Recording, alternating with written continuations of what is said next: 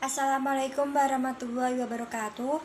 Perkenalkan, nama saya Siti Irasu Fitriana dari kelas C, Prodi S1 Keperawatan, kelompok 21. NIM 1120190300155. Di sini saya akan membuat video tentang Penkes penyuluhan nutrisi untuk ibu hamil. Assalamualaikum warahmatullahi wabarakatuh. Waalaikumsalam warahmatullahi wabarakatuh. Selamat pagi, Bu. Pagi. Perkenalkan, nama saya Siti Irasu Fitriana. Biasanya dipanggil Fitriana ya, Bu. Di sini saya akan melakukan penyuluhan kesehatan nutrisi untuk ibu hamil. Sebelumnya, Ibu sudah mengetahui nutrisi ibu hamil itu apa? Belum. Saya jelaskan ya, Bu. Ya. Nutrisi adalah substansi organik yang dibutuhkan organisme untuk fungsi normal dari sistem tubuh, pertumbuhan, pemeliharaan kesehatan. Nutrisi didapatkan dari makanan dan cairan yang selanjutnya diasimilasi oleh tubuh. Sedangkan gizi adalah zat-zat yang terkandung dalam makanan yang diperlukan untuk kehidupan manusia. Sumber zat atau pembangun diperlukan untuk pertumbuhan dan dapat diperoleh dari lauk pauk seperti daging, ikan, telur, tahu, tempe, dan kacang-kacangan.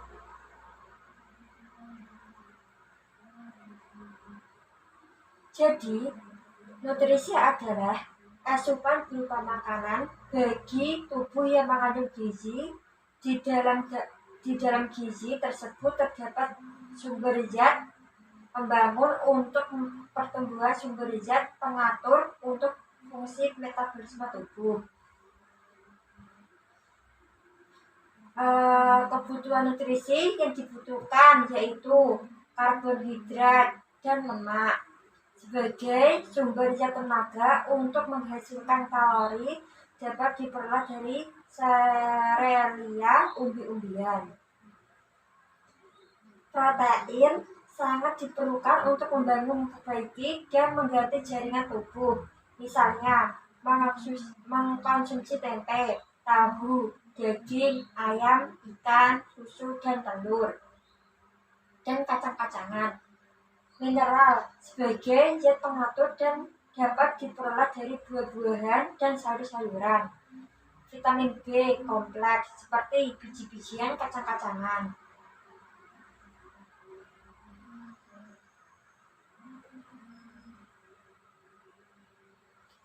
Vitamin D berguna untuk pertumbuhan dan pembentukan tulang bayi ibu. Sumbernya terdapat pada minyak hati ikan, kuning telur, dan susu. Vitamin E berguna bagi pembentukan sel darah merah yang sehat, misalnya biji-bijian terutama gandum. Zat besi dibutuhkan ibu hamil agar terhindar dari anemia. Banyak terdapat pada sayuran hijau, misalnya bayam, kangkung, dan singkong, dan pepaya. Kalsium juga diperlukan, Bu. Contohnya, sumber kalsium yang lain adalah sayuran hijau dan kacang-kacangan. Saat ini kalsium paling baik diperoleh dari susu serta produk olahannya. Susu juga mengandung banyak vitamin seperti vitamin A, B, B2, B3, dan vitamin C.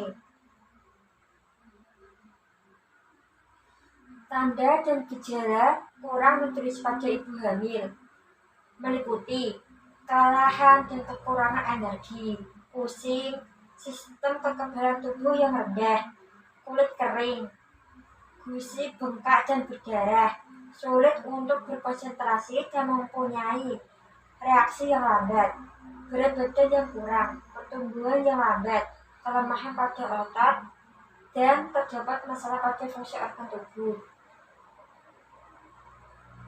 Selanjutnya, kekurangan pada ibu hamil juga ada akibatnya ya, Bu. Pada janin, keguguran, lahir sebelum persalinan, kelahiran Natal mengalami cacat bawaan dan berat badan bayi rendah. Jika ibu hamil menderita kurang gizi, maka janin yang ada dalam kandungannya juga akan kekurangan gizi ya Bu. Hati janin yang kurang gizi tidak dapat tumbuh dengan baik. Hatinya akan kecil dan ini menyebabkan fungsi hati pada kehidupan kelak tak sempurna, termasuk kemungkinan untuk mencernakan kolesterol.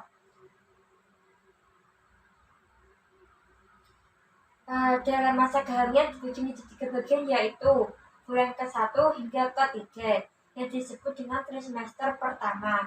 Bulan selanjutnya yaitu 4 hingga ke-6 merupakan trimester tengah atau kedua. Kemudian trimester akhir yaitu bulan ke-7 hingga kelahiran bayi ibu. Kebutuhan nutrisi yang harus ibu penuhi sesuai dengan trimester kehamilan adalah trimester pertama umumnya adalah terjadi dari minggu pertama pembuahan hingga minggu ke-12 adalah perkembangan janin untuk kelengkapan anorgan penting. Pada ibu pertama, nutrisi yang bukan berupa kalori yang ekstra. Perkembangan janin membutuhkan asupan kalori yang sesuai sehingga dapat terbentuk pusat. Kalsium juga memiliki peranan dalam pembentukan tulang. Rangka janin begitu memasuki minggu ke-7. Trimester kedua. Pada trimester ini memiliki kemampuan perkembangan yang semakin pesat sehingga harus diimbangi dengan asupan nutrisi pada perkembangan minggu ke-13 hingga minggu ke-18. Pada awal memasuki trimester kedua, asupan kalori memang masih perlu ditingkatkan mengingat banyaknya organ yang akan tersusun.